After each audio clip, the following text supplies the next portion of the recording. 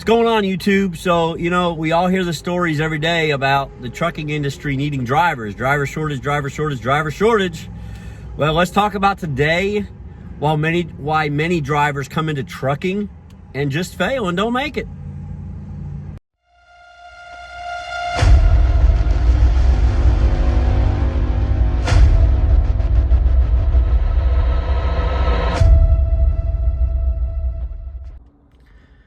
So many of you know I spent 14 years on the highway and recently just come off the road.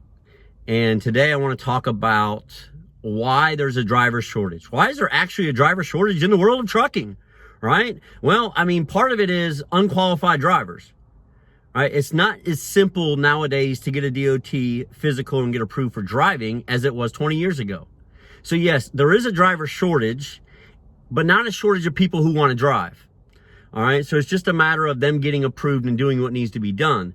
But even those who do that, even those who get qualified, they don't always make it out here. And there's reasons for that. So let's talk about why new drivers fail coming into the industry.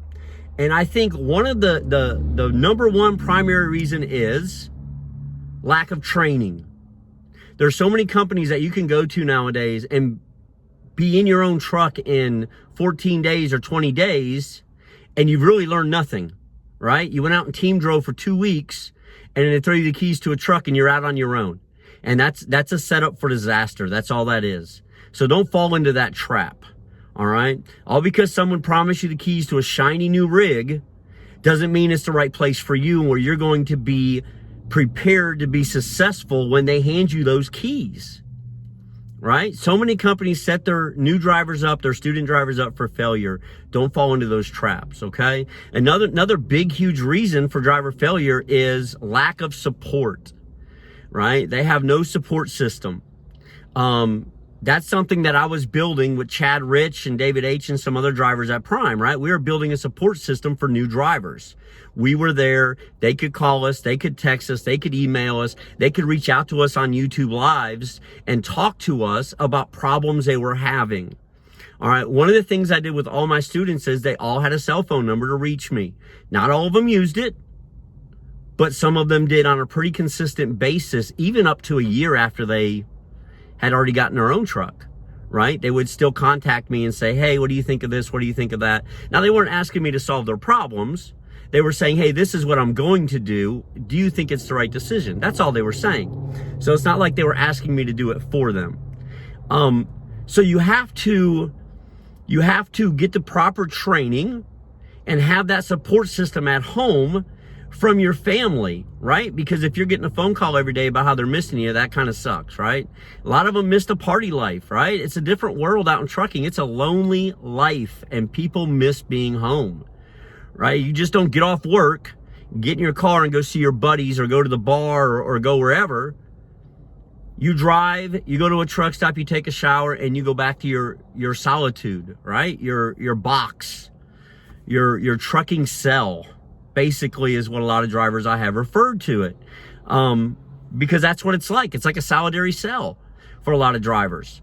They drive all day, they get in the sleeper, they're alone, they've been alone all day, they're alone all night. 24 hours a day, 7 days a week, sometimes months at a time.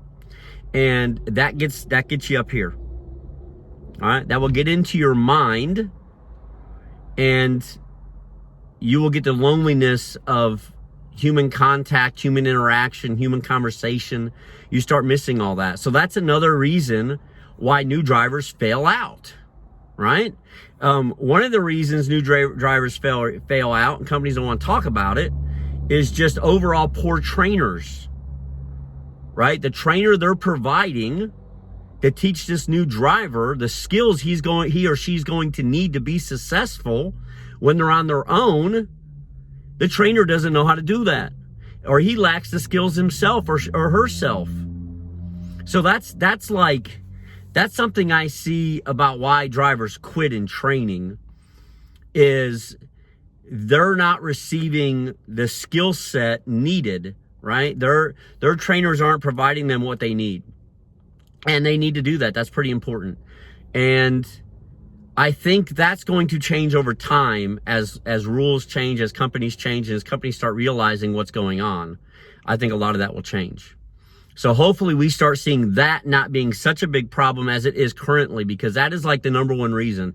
If you ask people, probably 80% of the people who drop out of truck driver training at a company, it's because they had a problem with their trainer.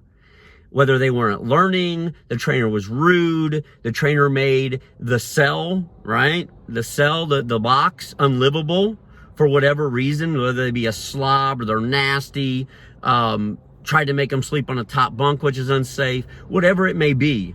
That's the kind of stuff that affects a student's ability to learn and desire to learn, right? So one of the biggest things as a trainer I tried to do is I tried to have an atmosphere in my truck that gave my student a desire to learn while they were in the truck. And I think that's pretty vital. I try to keep it low key, non-aggressive, just get out there and learn. Try not to raise my voice. I try not to get ugly with students. I just want them to learn. And I think that's pretty key for trainers, to keep students on their truck and for their students to remain in trucking, to get the experience they need to reach whatever their end goal may be, right? A lot of people come into trucking and they have a goal of being local in a year. And so not everybody's out there for over the road for life, okay? A lot of you are coming into trucking and your goal is to get that 1 year OTR experience and then go back home and find something with, US Foods or McLean's or Budweiser or Pepsi or Coke, whatever it may be. And we have to find a way to make sure that all these students who are coming in can get to their goal points. And so the ability of the trainer to teach, I think, is super important. And it is one of the major reasons why students fail. Another one is some students just don't want to work. Some students come into trucking and they have one mindset. Hey, I'm going to drive that truck 500 miles a day, and I'm going to hang out and play video games all night long. There's a lot more to trucking than that. I can tell you that from experience, and so can anybody else who's out there on the road right now. So much more to trucking than driving 500 miles a day and then goofing off all night. All right? There's vehicle inspections, there's pickups, there's deliveries, there's paperwork, there's breakdowns, there's tire blowouts. There's small things that you can fix yourself out there on the road. And that's another thing why a lot of people leave, right? A lot of students leave when they get their own truck, especially at lease companies, because something happens and end up in a hole and they feel like they're never going to get out. Find a way, work with a trainer that you have, find out what keeps them going on the highway. All right. I had a lot of tools on my truck. I would fix a lot of minor problems on my own. All right. I could change out lights. I would change out lights on my trailer. Do I have to? No, that equipment was Prime's equipment. I didn't have to do that, but I would do that to save me time, right? If I saw I had a light out, turn signal, tail light, whatever it may be, marker light, right? I would simply get a PO from Road Assist for the amount. I'd go buy it, get a PO from Road Assist for that amount, turn the receipt in, get my money back, and change it out myself. And usually Road Assist would turn around and give me a couple extra dollars for doing it myself, especially like mud flaps and turn signals and lights and stuff like that. They will gladly pay you a few extra dollars and have you back running than have you sitting in a shop for 10, 12, hours, right, for something simple. Because if you go to Petro and you need 2 mud flaps and the tire busters are 6 trucks deep, you may sit there for 4 hours for a freaking mud flap that's going to take you 15 minutes to change out if you just have a couple simple tools on your truck. So that's important, all right? The other, like I was saying, the mindset thing. Come prepared to work. Come prepared to be alone. Come prepared to be by yourself. Be a self-motivator, right? Have your goals set for you that you want to achieve and find your path to achieve them. All right. There are different companies out there that will work for different paths. All right. I told you, I still to this day will recommend Prime for any new driver, but Prime is not everybody's path. All right. Prime has a few things they're picky about, and Some drivers might actually work out better going other places, right?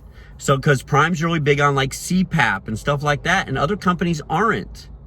And so make sure you investigate these companies, because I want all of you who are interested in getting into trucking, I think one of the biggest key is finding that right company for you to start off. So you don't have to worry about changing companies mid-training or right after training or before your training even begins. All right? So do your investigating, look at these companies, figure out which one is actually going to work for you, you know? If you're a big guy, you know, if you're a 300-pounder and you got the neck, you know, neck the size of King Kong Bundy from the WWF back in the day, WWE now, Prime might not be for you because you may not want to go through all that CPAP garbage, right? So like KLLM might work better for you. Now I'm going to tell you, in the long run, you're not going to make as much money, right? But you may be happier there because you're not having to deal with some of the crap that other people are having to deal with at Prime. So just make sure that you pick the right place for you. All right, that is so key to it. Investigate, investigate, investigate. Go on YouTube. Talk to drivers out there on the road, right? If you have a trucking company or a truck stop by your house, go to it, right? Trust me, it's not going to take long for you to find a driver from all these different companies to speak to. All right, someone's going to pull up. Truck drivers are lonely individuals, let me tell you. A large percentage of them are not going to shut up once you start talking. They're glad to speak to a human being. All right, so just remember that. They're glad to speak to human beings and answer questions. We're lonely people out there on the highway. We don't have the social network that you would have at home. So talk to people about it. Make sure it works for you. Find out straight from the drivers who are at that company today, because companies change on a yearly basis. So talk to the drivers who are there today, out there on the road with them, and find out. All right. Hey, what's going on at that company? How's it working out for you? How often are you getting home? Where do you live? Where are their terminals at? All right. Now, some of this stuff you can answer for yourself, right? You can go online to the different companies and they will show you where all their terminals are. I think a big key part is trying to find a company that has a terminal close to you, I think is important. Be prepared for anything. All right. Because if something goes sideways on you or bad, you're going to have to be able to get home quickly. And so I think making sure you try to get with a company whose area of operation is close to you and works for you is important too. All right. Because if you're constantly 2,000 miles from home and never get to see your family at all, not even on a drive-by, that doesn't work. Okay. Doesn't work for a lot of people. Some people, it works out just fine. Some people don't want to see their family. Some people fed up with their family. That's why they want to drive a truck, right? So, and you might be that person, and that's cool if you are, right? Just be prepared for that. Just be prepared for that. So those are just some of the reasons students fail in training, all right? Try not to be one of those training failures. Try to come in prepared, be ready for it. And if there is a problem during your training process, get with your company's liaison, right? Your training liaison, and work with them to fix the problem or get you a new training personnel to work with you. All right, guys, I'm going to wrap it up there for this video. Thanks for watching. Hit the subscribe button, hit the like button. Plenty of trucking content to come in the future. I love y'all very much. Thanks for watching. Be safe out there. Be smart. Be successful. Shiny side up, rubber side down, and always check to make sure those doors are closed in the morning. I'll see y'all out there someday.